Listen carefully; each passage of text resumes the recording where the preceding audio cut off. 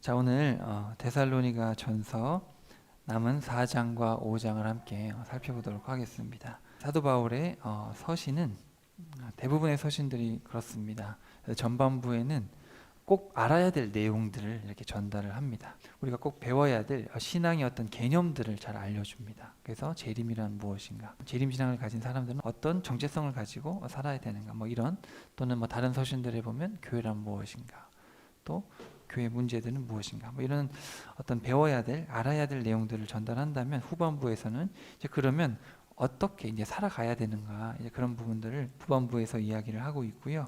우리가 지난 시간까지 살펴본 부분은 바로 이 재림 신앙의 자세에 대해서. 그래서 사도 바울이 데살로니가 교회의 소식을 디모데를 통해서 듣고 너무너무 잘하고 있다. 개척한 지 3주 돼서 핍박이 있어가지고 사도 바울이 이제 피신을 와 있는데, 고린도에서 또 교회를 개척해서 사역하고 있는데, 디모데를 통해서 이제 소식을 전해 듣고 잘하고 있다는 그런 말을 듣고 너무너무 감사해서, 감사하는 소식, 또 너희들을 통해서 위로를 받았다라는 소식. 근데 여기 보면 다 하나님께 감사하는 겁니다. 그래서 하나님께 감사하다, 그런 이야기를 하면서 우리들은 복음을 위탁받은 자로서 정직하게, 그리고 너희들에게 폐를 끼치지 않고 덕을 끼치기 위해서 스스로 돈을 벌면서 우리가 열심히 복음을 전하지 않았느냐, 너희들에게 모험적인 삶을 살았다.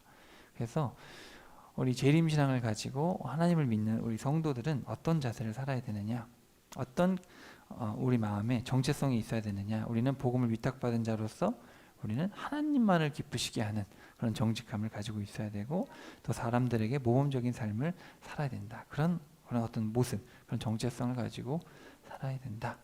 이렇게 재림신앙의 자세에 대해서 전반부를 말씀을 하셨고요. 자, 이제 오늘부터 살펴볼 4장 5장에는 자, 이제 그러면 이런 사람들, 복음을 위탁받은 자로서, 재림을 믿는 자로서 어떻게 구체적으로 살아야 되는가. 여기 보면 죄다 명령어로 되어 있습니다. 앞부분엔 명령어가 거의 없는데 뒷부분에는 다 명령어로 되어 있죠. 이런 말은 해야 된다는 거죠. 그래서 오늘 그 부분을 살펴볼 겁니다. 자, 4장 1절로 갑시다. 자, 그러므로 형제들이여, 마지막으로 여러분에게 부탁하고 당부합니다. 자, 그래서 이제 분위기가 좀 바뀌었죠? 우리가 살펴본 대로 3장 11절부터 13절까지 기도를 하지 않습니까? 그래서 넘치는 사랑, 굳센 마음, 거룩함으로 우리 성도들을 이끌어 주소서. 우리 데살로니가 성도들을 인도해 주소서, 이렇게 기도를 하고 이제 교훈을 마쳤고, 자, 그러므로 여러분 어떻게 살아야 되느냐, 이제 이야기를 시작하는 거예요. 자, 우리는 여러분에게 마땅히 어떻게 행할 것과 어떻게 하나님을 기쁘시게 해드릴 것인지에 대해서 가르쳤습니다. 그래서 이제는 여러분이 우리에게 배운 대로 행하고 있다고 하니 앞으로도 더욱 힘써 그렇게 행하도록 하십시오. 자, 이제 어떻게 살아야 되는가 구체적으로 얘기를 하는 겁니다. 자, 첫 번째, 우리가 주 예수의 이름과 고난으로 여러분에게 어떤 명령들을 주었는지 여러분은 잘 알고 있습니다. 그래서 여기는 명령어를 쓰고 있진 않지만 오히려 더 높은 강도로 이야기를 하는 게 뭐냐면 예수님의 권한으로, 그렇죠? 예수님의 이름으로 너희들에게 내가 명령했다. 그럼 이건 내 명령이 아니라 누구의 명령입니까? 주님의 명령이다. 되게 높죠. 그래서 제가 여기 표에 빨간 표라고 해놨습니다. 빨간색으로 했는데, 주님께서 나를 통해 너희들에게 어떤 명령을 주셨는지 여러분 기억하시지요? 자, 3절에다가 한번 밑줄 쳐봅시다. 하나님의 뜻은 모쪼록 여러분이 거룩하게 되는 것입니다. 그 첫 번째, 우리 성도의 삶, 우리 삶 속에서 나타나야 될 모습, 첫 번째 가장 중요한 명령은 거룩이죠. 구약도 마찬가지입니다. 구약에서도 여러분 레위기를 보거나 신명기를 보면 하나님께서는 내가 거룩하니 너희도 거룩해야 된다. 이게 핵심 계명이죠. 거룩함. 그리고 거룩이라는 단어를 원문을 보면 구별입니다. 구별. 너희들은 세상과 구별되어야 된다. 이게 하나님의 뜻입니다. 여러분은 구별된 삶을 살고 계십니까?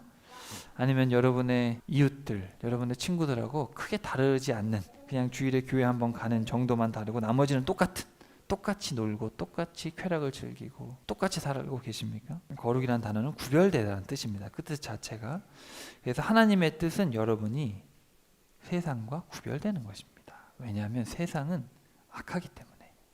그리고 세상은 성경에도 나와 있듯이 하나님이 통치하시지만 구체적으로 이 세상 공중권세를 잡은 건 마귀입니다. 마귀. 하나님께서 마귀를 풀어놓으셨죠. 왜냐하면 주의 자녀들은 그 마귀를 통해서 시험을 받지만 결코 쓰러지진 않습니다. 하나님께서 마귀를 도구로 그냥 놔두신 것이고, 마귀를 심판하시는 그 최후에는 마귀의 모든 종들과 마귀를 따르는 모든 사람들도 다 이제 같이 지옥으로 심판을 받게 되는 것이죠. 그 전까지는 하나님께서 지켜보시는 것이죠.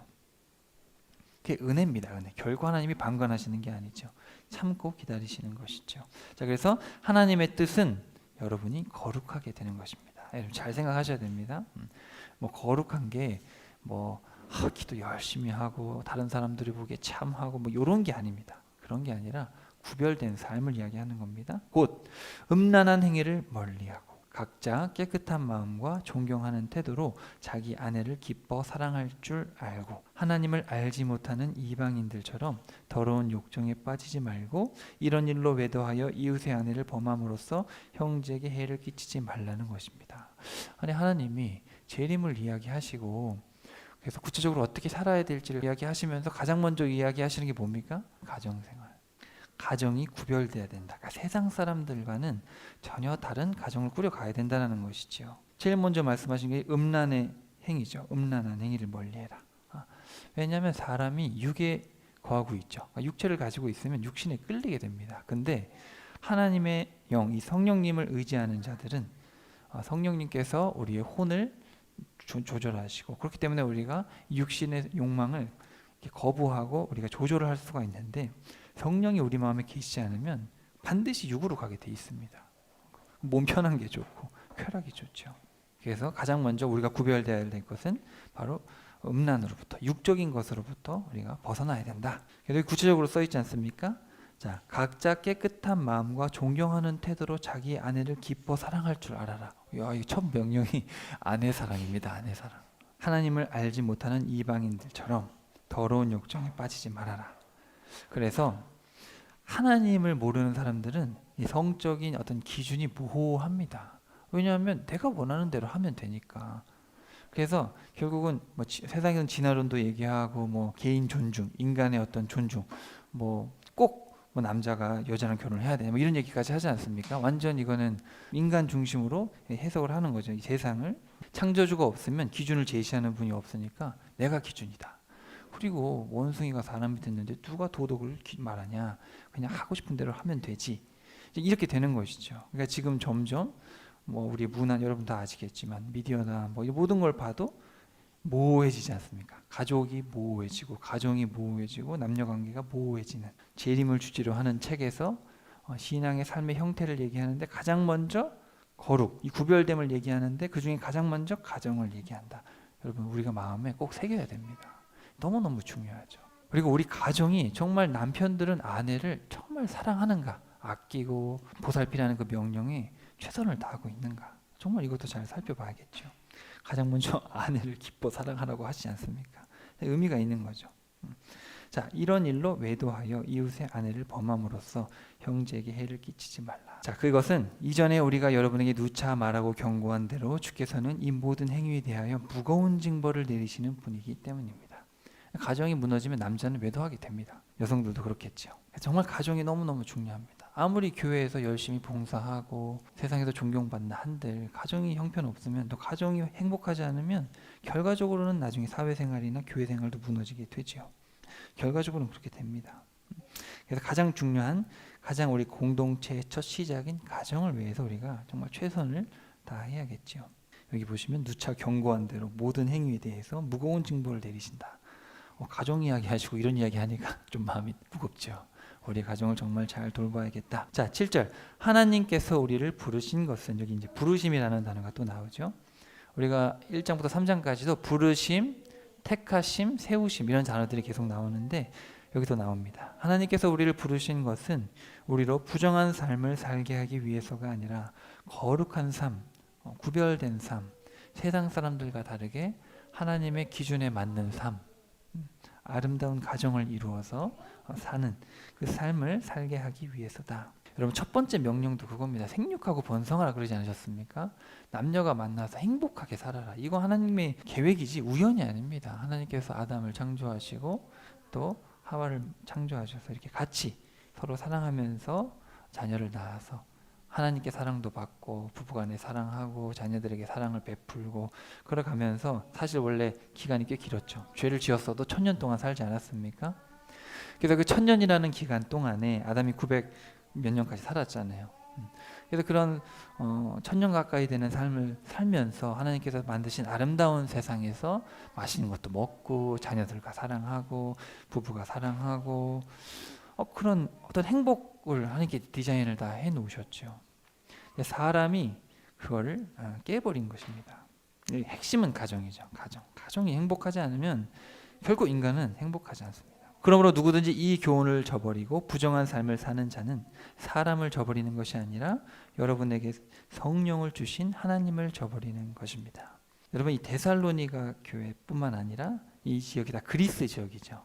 당시에 이 헬라, 그리스 이 문화들이 지금 로마 문화지 않습니까? 지금 로마 시대죠. 얼마나 문란한지 모릅니다. 성적으로 너무너무 타락해 있고 결국 로마가 타락한 이유는 성적으로 타락해서 망했다 이런 얘기까지 할 정도로 아주 음란한 그런 시대였습니다. 그렇기 때문에 가장 먼저 이런 이야기를 할 수밖에 없었죠. 핵심은 경건한 가정. 근데 여러분 지금도 제가 보기엔 똑같습니다. 어느 시대나 세상은 음란합니다. 로마도 음란했다 하지만 제가 보기엔 지금도 똑같습니다. 드러나지 않을 뿐이지 똑같이 음란한 죄는 지금도 똑같이 자행되고 있죠. 그때도 자녀를 갖다 바쳤는데 가난한 사람들이 지금도 똑같이 합니다. 그렇게.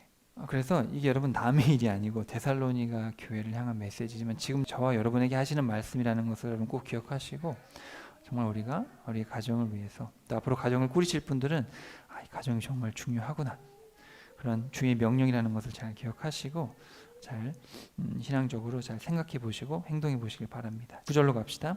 형제 사랑에 대해서 자 이제 가정 생활이 아니라 이제 공동체 생활 우리 교회 생활을 얘기하는 거예요. 왜냐하면 여기서 말하는 형제라는 것은 믿음의 공동체를 이야기하는 겁니다. 옆에 이웃이 아니라. 형제 사랑에 대해서 여러분에게 더 이상 따로 권면할 필요가 느끼지 않습니다. 여러분 스스로가 서로 사랑하라는 하나님의 가르침을 받아서 그대로 잘 실천하고 있기 때문입니다. 그렇습니다. 실제로 여러분은 온 마케도니아 지역에 있는 모든 형제들에게 사랑을 베풀고 있습니다. 그렇지만 형제들이여 우리가 여러분에게 당부하는 것은 앞으로도 변함없이 더욱 풍성히 그렇게 행하기를 바랍니다. 그래서 교회 안에서 그러니까 제일 작은 공동체가 가정이죠. 그럼 그 다음에 뭡니까? 믿음의 공동체잖아요. 그래서 이 교회, 사랑이 넘치는 교회 생활을 해야 된다. 그런 말을 하고 있는데 이미 이 데살로니가 교회가 잘 하고 있기 때문에 내가 더 얘기할 게 없다. 이렇게 이야기를 하죠. 자, 그다음에 11절. 우리가 전에도 여러분에게 이미 말했지만, 자 여기 말했지만이라 번역을 했는데 원문에 보면 명령입니다. 내가 명령했지만.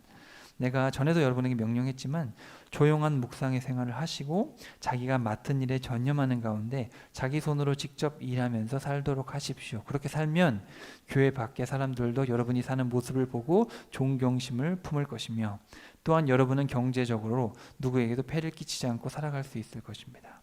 그러니까 사회생활도 존경받게 해야 된다는 것이죠. 여러분 신앙생활 교회에서 열심히 봉사하면서 사회에서 사업할 때 속여 팔고 성실하지 않고 직원들 막 악랄하게 굴고 그거 위선이죠. 그건 가짜 신앙입니다. 그래서 우리가 사회에서도 존경받을 만큼 성실하고 정직하게 그렇게 살아야 된다. 이거 너무너무 중요하지 않습니까, 여러분? 4장 1절부터 12절까지 이 명령들은 명령어로 써 있지는 않습니다. 그런데 내가 예수님을 통해서 주어진 명령이다. 되게 강도 높죠. 나머지 부분들은 명령어로 써 있는데 여기는 명령어로 써 있지 않으면서도 예수님을 통해서 주어진 명령이다. 이렇게 사도 바울이 이야기를 하면서 세 가지 거룩한 가정생활, 사랑 넘치는 교회생활, 존경받는 사회생활 이렇게 모범이 되는 사회생활 이렇게 세 가지로 정리하실 수 있겠고요. 가장 핵심은 가정입니다. 여러분 꼭 기억하시고 여러분의 가정을 위해서 정말 기도하고 부부들은 서로 기도하며 서로 이런 말씀들을 묵상하면서 가정을 세워가야 되고 우리 자녀들은 또 부모를 공경하고 하나님의 말씀들을 내가 어떻게 또 나중에 가정을 이루면 주님의 뜻에 합당한 가정을 세워갈까 너무너무 중요합니다. 특별히 여러분 명령도 그렇지만 가정이 무너지고 있는 현실이기 때문에 제가 좀 더 말씀을 드립니다. 자, 그 다음에 이제 이 뒷부분의 핵심 재림입니다. 그래서 4장 13절부터 5장 11절까지 좀 한번 봅시다. 자, 형제들이여 우리는 여러분이 죽은 사람들의 문제에 대해서 알지 못하기를 원치 않습니다. 자, 알지 못하기를 원치 않습니다. 뭐죠? 부정이죠. 이중 부정은 너무너무 중요하니까 무조건 기억해야 된다. 이런 뜻입니다. 별표 이런 데는 별표를 2개 시켜놔야 돼요. 쉽게 말하면 자, 죽은 사람의 문제에서 여러분이 꼭 알아야 됩니다. 왜냐하면 당시에 죽은 사람들은 어떻게 됩니까? 예수님 재림하시는데 벌써 죽은 사람들은 어떻게 되죠? 왜냐하면 예수님이 우리 살아있을 때 오시나 보다 이렇게 생각을 했던 거예요. 죽은 사람들은 그럼 끝났나? 뭐 이런 오해들이 있었던 거죠. 아직 신앙적으로 좀 미숙한 부분이 있었기 때문에 이 설명을 하는 겁니다. 자, 그것은 부활의 소망을 갖지 못한 세상 사람들처럼 죽은 사람에 대해 여러분이 너무 슬퍼하지 않게 하려는 것입니다. 예수님 재림하기 전에 죽어서 어떡하지? 이게 슬퍼하고 있었던 사람들이 있었나 봐요. 자, 우리는 예수께서 죽으셨다가 다시 살아나신 것을 믿습니다. 이와 같이 하나님께서는 예수 안에서 죽은 자들을 예수와 함께 데리고 오실 것을 믿습니다. 우리는 주께서 직접 알려주신 대로 여러분에게 이것을 전합니다. 주께서 오시는 날까지, 자, 여기 주께서 오시는 날까지라고 풀었었는데 원문에 보면 파루시아입니다. 그래서 재림이에요. 재림. 우리 살아남아 있는 사람들도 이미 무덤 속에 잠들어 있는 사람들보다 결단코 앞서지 못할 것입니다. 자, 주께서 큰 호령과 천사장의 소리와 하나님의 나팔 소리. 자, 그 나팔 소리에다가 해놓으시면 표를 해놓으시고 계시록 11장 15절에 보시면 7번째 나팔을 불게 됩니다. 그래서 그 7번째 나팔을 이야기할 때 우리 예수님이 재림을 하시죠. 그래서 여러분 계시록을 읽어보신 분은 아시겠지만 이제 재앙이 시작되면 7인을 떼십니다. 첫 번째 인, 두 번째 인 이렇게 인을 떼고 재앙이 일어나고 7번째 인을 뗄 때 7 나팔을 든 천사들이 등장을 해서 나팔을 하나를 불 때마다 더 무시무시한 재앙들이 일어나게 됩니다. 그리고 마지막으로 7번째 나팔을 불 때 이제 우리 주님이 재림을 하시는 이야기가 계시록에 잘 써 있죠. 자, 친히 하늘로부터 내려오실 터인데 그때에 그리스도 안에서 이미 죽은 자들이 먼저 일어나고 그런 다음에 아직 살아남아 있는 우리가 그들과 함께 구름 가운데로 이끌려 올라가 공중에서 주를 만나게 될 것입니다. 그리하여 우리는 영원히 주와 함께 있을 것입니다. 그래서 순서라는 게 있는 겁니다. 그래서 예수님 재림하실 때 누가 먼저 부활한다고요? 예수님을 믿다가 하나님을 믿다가 먼저 죽었던 무덤에 있는 자들이 먼저 부활해서 새로운 몸을 가지게 되고 공중으로 가고 그 다음에 살아있던 자들, 여전히 환난 가운데 믿음을 지키고 있었던 자들이 올라가서 새로운 몸을 입게 됩니다. 그걸 휴거라고 하죠. 그래서 주님을 만나게 됩니다. 그리고 이제 내려와서 다스리게 되죠. 그러므로 이런 말로 서로를 위로하고 격려하십시오. 자, 여기 격려라는 말 여기다가 동그라미 치시고 이 말이 이제 명령어로 되어 있습니다. 서로 격려해라. 이 격려라는 단어가 뭐냐면 헬라어로 파라칼레오라는 말인데 어서 많이 들어보셨죠? 바로 우리 성령님이 파라클레토스. 그래서 성령님이라는 단어와 격려라는 단어가 같은 단어입니다. 그러니까 우리 성령님은 어떤 분이죠? 위로하시고 격려하시고 우리가 말한 대로 지금 거룩한 가정생활, 사랑 넘치는 교회생활, 존경받는 사회생활 그리고 이런 재림의 때를 기다리면서 믿음으로 살아갈 수 있도록 격려하시고 위로하시고 인도하시는 분이 성령님 아니십니까? 그래서 지금 여기 이 우리 쉬운 말 성경은 위로하고 격려라고 풀었었는데 한 단어입니다. 한 단어 풀었었어요. 여기는 지금 이해를 돕기 위해서. 그래서 격려하십시오. 여기 명령어로 되어 있습니다.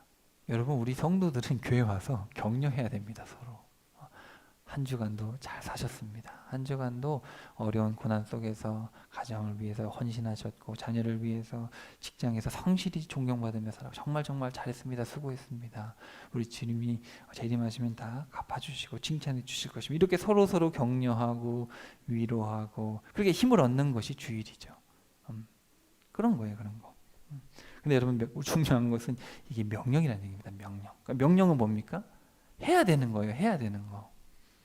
명령은 센 이야기네. 그게 아니라 이것은 지금 이 말씀을 듣고 있는 저와 여러분은 행해야 됩니다. 그래야 제자죠. 행하지 않으면 제자가 아니죠. 그래서 제가 이렇게 따로 일부러 명령어들을 구분해서 설명을 드리는 것입니다. 여러분 꼭 서로 우리 믿음의 공동체 격려하고 예수님의 재림 때문에 우리가 새로운 몸을 입고 영원한 나라에 들어가는 그날을 생각하면서 우리 서로 격려할 수 있는 여러분 되시길 축복합니다. 자, 여기 계시록 11장 15절에 나팔 소리라고 되어 있는데 잠깐 함께 한번 살펴볼게요. 자, 여러분 여기 계시록 11장 15절 펴보시고, 자, 마침내 마지막 일곱째 천사가 나팔을 불자 하늘에서 큰 음성이 들려왔습니다. 온 세상의 모든 나라들이 우리 주님과 그리스도의 것이 되었으니 주님께서 영원토록 다스리실 것입니다. 그러자 하나님 앞에 자기 자리에 앉아있던 24장로가 다 함께 엎드려 하나님께 경배하며 말합니다. 지금도 계시고 전에도 계시던 전능하신 주 하나님 감사합니다. 하나님께서는 크신 권능으로 세상 나라들을 다스리기 시작하셨습니다. 이에 모든 나라들이 분노하여 대들었으나 도리어 그들이 주님의 진노를 초래했을 뿐입니다. 이제는 죽은 사람들을 심판하실 때가 이르렀고 또 주님의 종들과 예언자들과 성도들 및 큰 자나 작은 자든 누구든지 막론하고 주님의 이름을 경외하는 자들에게는 상 주시고 반면에 땅을 망하게 하는 사탄의 무리들에게는 진노의 심판을 내리셔서 모조리 멸망시키실 때가 왔습니다. 그러자 하늘에 있는 하나님의 성전이 열리고 그 성전 안에 있는 하나님의 언약궤가 보였습니다. 그와 동시에 번개가 번쩍이고 요란한 소리와 천둥이 울리고 큰 지진이 일어나고 큰 우박이 쏟아져 내렸습니다. 자, 예수님은 언제 재림하시냐면 좀 재림했는데 19장에 재림을 하시는데 여기 11장에서 지금 11장 마지막에서 이제 나팔을 불었잖아요. 나팔을 부는 순간 여러 가지 일이 다 일어나는데 12장, 13장, 14장 요 세 장에는 무슨 일이 일어나냐면 지금까지 있었던 이야기들을 다시 한번 보여줍니다. 왜 그 드라마도 보면 마지막 회를 딱 할 때 이제 클라이막스 때 1화부터 지금까지 왔던 이야기들을 이렇게 딱 넘기는 장면들이 나오잖아요. 그래서 12장부터 14장까지는 이제 그런 장면입니다.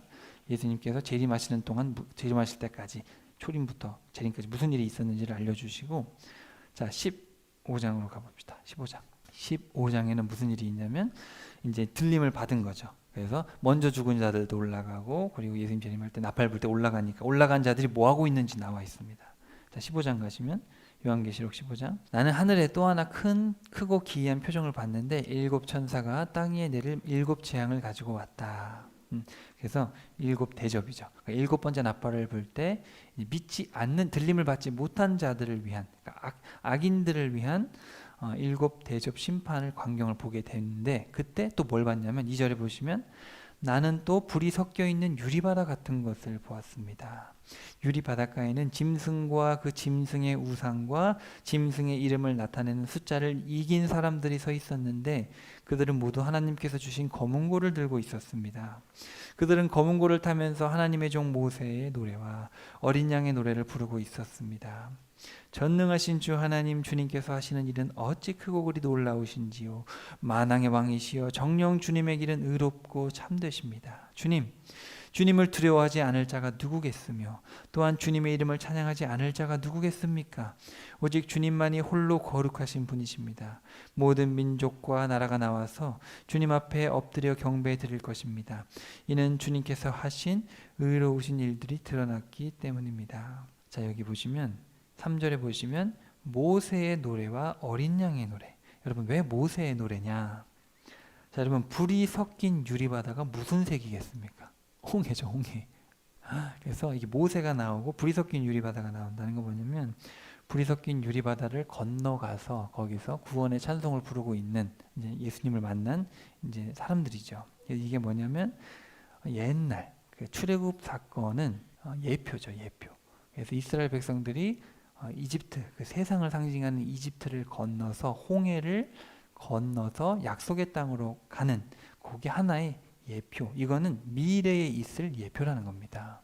지금으로부터 꽤 수천 년 전에 있었던 그 일인데 사실 그게 중요한 게 아니라 우리는 그 이야기를 보면서 미래에 우리들은 예수님을 통해서 구원받은 우리들은 홍해를 상징하는 불이 섞인 유리바다를 건너가서 그 건너편에서 모세의 노래를 부르고 있구나. 이게 실상이구나. 그러니까 모세의 이야기는 나중에 우리가 예수님 재림하실 때 구원받는 불이 섞인 유리바다를 건너가 거기서 찬양을 하는 그 이야기의 모델이고 이게 실상이다. 이게 우리의 이야기다라는 것입니다.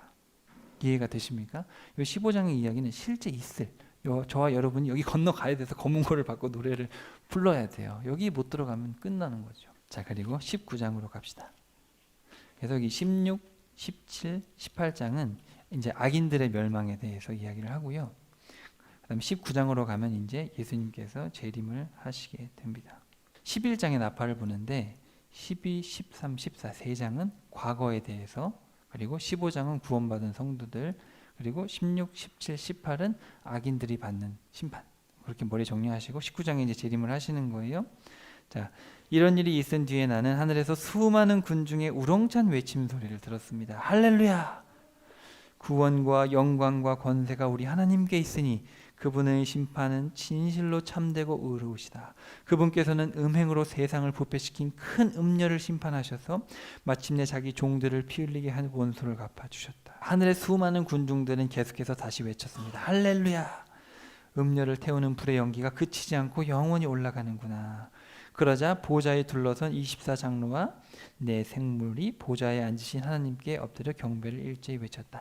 아멘 할렐루야. 여러분, 신약에서는 할렐루야가 안 나옵니다. 요 끝에 나오는 거예요. 끝에. 그때 하늘 보좌에서 한 음성이 들려왔습니다. 하나님의 모든 종들아, 높은 자든 낮은 자든 하나님을 경외하는 모든 사람들아, 다 함께 우리 하나님을 찬양하여라. 그때 나는 또 다른 음성을 들었는데 음성은 수많은 군중의 외침 같기도 하고 거센 물소리 같기도 하고 우렁찬 천둥 소리 같기도 했습니다. 그 음성이 외치기를 할렐루야! 전능하신 우리 하나님께서 다스리신다. 모두 기뻐하고 즐거워하며 하나님께 영광을 돌리자. 마침내 어린 양의 혼인날이 이르렀다. 어린 양의 신부는 몸단장을 끝내고 빛나고 깨끗한 모시옷을 받아 입었으니 이 고운 모시옷은 성도들의 의로운 행실이다. 제가 한번 설명드렸습니다. 디카이오마라는 단어인데 굳이 풀이하자면 정의입니다. 정의. 정의. 그러니까 신약에서는 정의와 공의를 구분하지 않거든요. 않는데 근데 잘 좀 따져보면 공의를 이야기하는 단어가 보통 우리가 흔히 말하는 의입니다. 의. 근데 심판을 뜻하고 재판을 뜻하는 그런 단어는 디카이오마, 조금 다릅니다. 그래서 여기서 나오는 단어는 정의입니다. 그러니까 쉽게 말하면 하나님의 말씀대로 산 거죠. 말씀에 순종하는 것. 그때 천사가 나에게 말했습니다. 어린 양의 혼인잔치에 초대받은 사람들은 참으로 복되다. 이 말씀은 하나님께서 친히 하신 말씀이다. 자, 그래서 11절로 가시면 하늘이 열리고 거기에 흰 말을 타고 있는데 그 말 위에 신실과 진실, 신실함. 이 신실함이라는 단어가 우리가 신약에서 보는 믿음입니다. 사도 바울이 계속 얘기하는 그 믿음이 이 같은 단어예요. 신실함 그리고 진실함이라고 불리는 분이 타고 계셨는데 그분께서는 의로서 공의로서 심판하신, 이 심판이라는 단어가 정의라는 단어죠. 그래서 공의와 정의죠. 공의와 정의를 행하시는 그런 싸우시는 분입니다. 그래서 이렇게 쭉 읽어보시면 이제 예수님이 재림하셔서 심판하시는 이야기가 나오게 되죠. 제가 한번 다뤘기 때문에 다 다루진 않겠습니다. 자, 그래서 여기 이제 이렇게 해서 예수님이 재림을 하시죠. 여러분, 가슴 벅차지 않습니까? 여러분, 수많은 물소리, 여러분 우리가 한번 나이아가라 폭포에 가봐야 되는데 그 폭포 소리를 생각해 보시고, 아니면 축구장이나 야구장에 가서 수많은 군중들이 소리를 지르는, 근데 그때는 천천만만의 천사들과 모든 성도들이 찬양을 하니까 얼마나 그 압도적인 소리가 나겠습니까? 할렐루야! 그 수많은 천사들과 사람들, 구원받은 자들이 그 찬양, 그 소리 상상을 해보십시다. 그런 찬양 소리와 함께 우리 예수님 재림하시고 우리는 구원의 감격에 벅차서 검은 옷 하며 찬양하고 악인들은 무시무시한 심판을 받고 우리 예수님은 멋진 모습으로 나타나셔서 심판하시고, 자, 이런 모습이 결코 환타지가 아니라 저와 여러분이 얼마 안 있으면 눈으로 볼 장면입니다. 이게 믿어지지 않으면 사실 신앙생활 하는 의미가 없죠. 아무런 긴장이 되지가 않죠. 그래서 예수님의 재림은 성경에 아주 구체적으로 써 있고 우리가 생전에 또는 우리가 죽은 후에라도 반드시 일어날 일이다. 그래서 우리의 소망은 예수님의 재림에 있다는 것을 꼭 기억하시기를 바랍니다. 자, 다시 데살로니가 전서로 돌아와서 이제 5장 봅시다. 형제들이여, 이런 일들이 일어나는 재림의 때와 시기에 대해서는 여러분에게 쓸 것이 없습니다. 여러분도 알다시피 주님의 재림의 날은 밤중에 도둑이 오는 것처럼 그렇게 올 것이기 때문입니다. 사람들이 평안하다, 안전하다 하고 말하면서 마음 놓고 지내고 있을 때 마치 아이벤 여인에게 해산의 진통이 오는 것처럼 큰 재난의 순간이 갑자기 닥칠 것인데 사람들은 결코 그것을 피하지 못할 것입니다. 못 피하죠. 예수님이 재림하면 하늘이 두루마리처럼 윙 감겨 없어진다 그랬습니다. 그러면 모든 사람이 예수님을 보게 된다. 그러니까 쉽게 말하면 예수님이 오셨대. 여기 봐봐. 그게 아니라 예수님 오시면 다 없어집니다. 그냥 다 없어지고 그냥 다 하늘에 보면 예수님을 볼 수 있게 된다는 것이죠. 예수님이 오셨대. 다 거짓말이에요. 그냥 오시면 다 알게 됩니다. 여러분들, 우리 다시 생각하는 교회 성도님들은 결코 그런 이단에 속지 않으시길 바랍니다. 누가 재림주다, 누가 왔다, 이게 다 거짓말이라는 거. 예수님이 오시는 순간 하늘은 말리고 모두가 본다. 성경에서 재차 얘기하는 것이고, 또 여기 보면 3절에 보시면 평안하다, 안전하다. 예레미야 시대 때 남유다가 망할 때도 거짓 선지자들, 예레미야 빼고 다 거짓 선지자였는데 죄다 와가지고 평안하다, 안전하다, 하나님은 우리를 사랑하십니다, 우리나라는 망하지 않습니다. 그래서 여러분, 사실 지금도 뭐 평안하면 좋겠지만 우리가 살고 있는 이 시대는 결코 평안한 시대가 아니죠. 가정은 무너지고 있죠. 교회는 오염되고 있고. 지금은 우리가 하나님의 무시무시한 말씀들의 귀를 기울여야지, 우리가 평안하다, 잘 된다, 결코 그런 말씀을 들을 때가 아니라는 것을 성경은 계속해서 이야기를 하고 있습니다. 자, 그러나 형제들이여, 여러분은 어둠 속에 있지 않기 때문에 여러분에게는 그날이 도둑처럼 갑자기 닥치지는 않을 것입니다. 여러분은 모두 빛의 자녀들이요 낮의 자녀들입니다. 우리는 어둠이나 밤에 속한 자들이 아닙니다. 그러니 우리는 다른 세상 사람들처럼 잠들어 있지 말고 오직 정신을 바짝 차려 항상 깨어 있도록 합시다. 잠자는 사람들은 밤에 자고 술 마시는 사람들도 밤에 마시고 취합니다. 그러나 우리는 낮에 속한 사람들이므로 정신을 바짝 차리고 믿음과 사랑의 갑옷으로 가슴막이로 무장하고 구원의 소망을 투구로 삼읍시다. 믿음, 소망, 사랑, 그걸로 우리의 삶을 이렇게 무장합시다.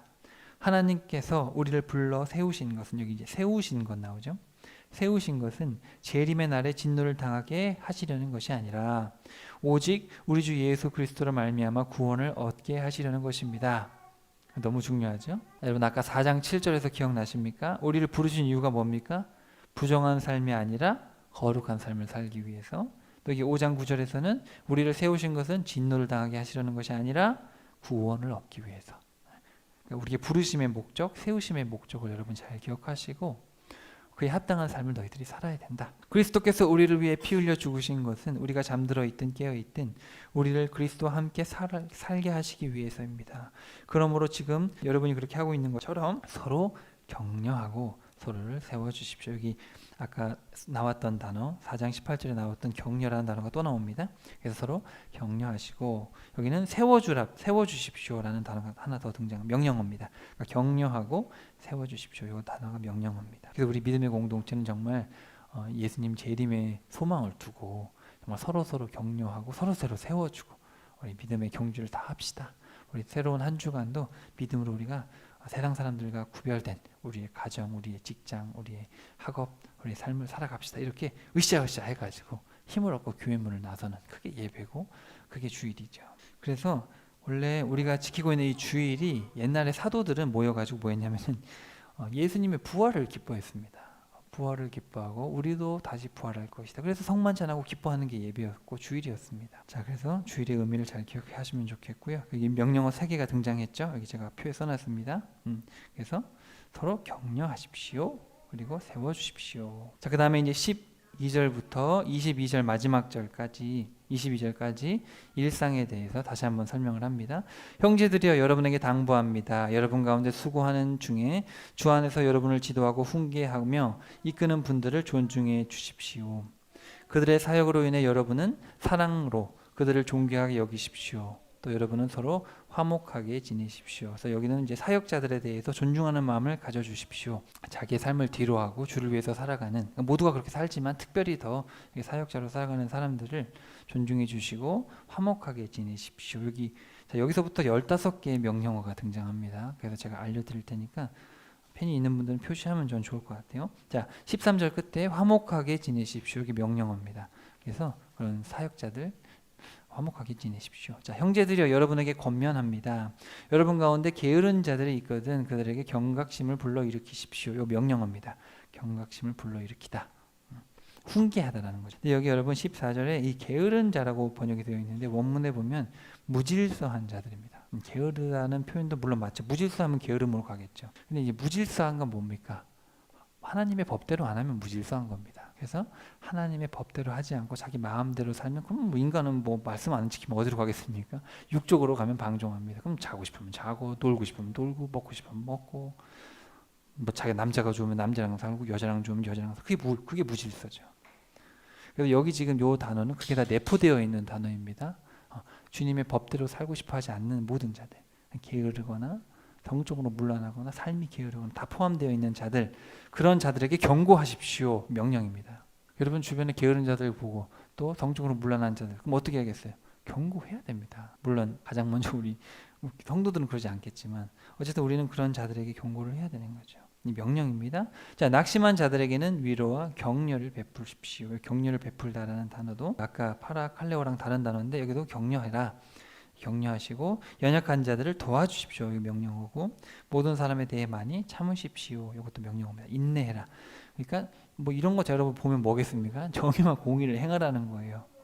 정의와 공의를 법대로 법을 지키고 주의 법을 지키고 연약한 자들 그리고 모든 사람에 대해서 참고 인내해라. 이 정의와 공의를 행해라라는 말을 지금 풀어서 하는 거죠. 그리고 아무도 악을 악으로 갚지 마십시오. 이렇게 되어 있는데 원문에 보면 그 앞에 주의해라라는 명령어가 있습니다. 그러니까 주의해라. 주의해서 악을 악으로 갚지 마십시오. 그러니까 여러분 주변에 이웃이 여러분에게 악으로 갚아도 여러분은 악으로 되갚으면 안 됩니다. 우리는 선으로 갚아서 악한 사람이 선으로 오게끔 해야지 네가 행한 대로 갚아주리. 그건 안 되죠.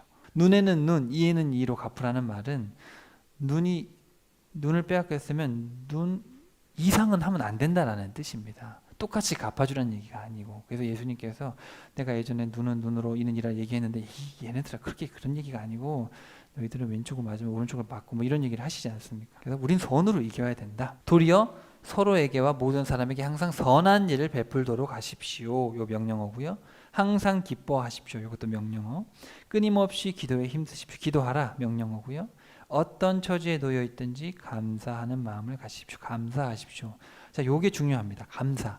왜냐하면 우리가 1장부터 3장까지 살펴보시지 않았습니까? 사도 바울이 뭐 했습니까? 감사했죠.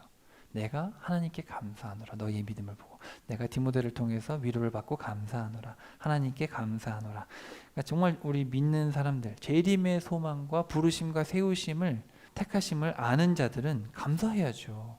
지옥에서 여러분을 건지시지 않았습니까? 아들의 피값으로. 원망할 게 도대체 뭐가 있습니까? 그래서 감사하는 게 너무너무 중요하죠. 그래서 여기 보면 이것이 그리스도 예수 안에서 여러분에게 바라시는 하나님의 뜻입니다. 거룩함이 하나님의 뜻이고 감사함이 하나님의 뜻이다. 그러니까 우리는 늘 감사해야 되고 늘 구별돼야죠. 그리고 19절 여기 성령이라고 되어 있는데 원문에 보면 그냥 the spirit 이렇게 되어 있습니다. 그러니까 영을 소멸하지 마십시오. 뭐 성령님이 맞겠죠. 어쨌든 성령님께서 우리 마음에 주시는 감동과 인도하심을 무시하지 마십시오.